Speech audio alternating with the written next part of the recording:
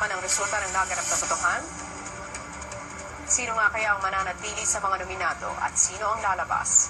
Cheridel, patuloy pa rin ba ang pag-aalaga mo sa mga housemates o oras na para balikan mo ang iyong pamilya dito sa outside world? Jane, haharap ka pa rin ba sa mga hamon ni Kuya o haharapin mo na ba muli ang hamon ng showbiz paglabas mo ng bahay? Manolo, deserving ka pa rin bang maging housemate o mas karapat-dapat ka nang lumabas? Ang pangalang aking babanggitin ay ang unang ligtas sa Team Fifth. Congratulations dahil iniligtas ka ng taong bayan.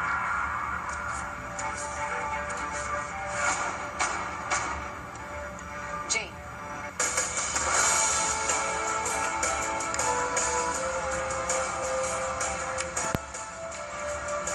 Cheridel at Manolo, maghihintay pa kayo para sa inyong kapalaran. Thank you, housemates.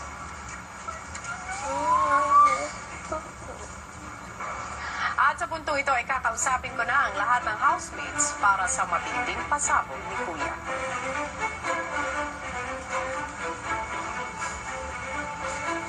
And I am back, housemates.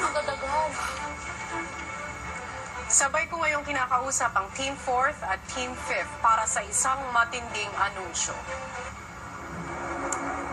Cheridel, Daniel at Manolo, sa inyong tatlong natitirang nominado, hindi nyo pa alam kung sino ang ligtas at sino ang lalabas. Dahil bukas natin itutuloy ang announcements. Pero ngayon, hahayaan ko munang kausapin kayo na ng mga may-ari ng bahay. Big Brother? Cheridel, Manolo, Daniel, pumasok kayo ngayon sa confession room.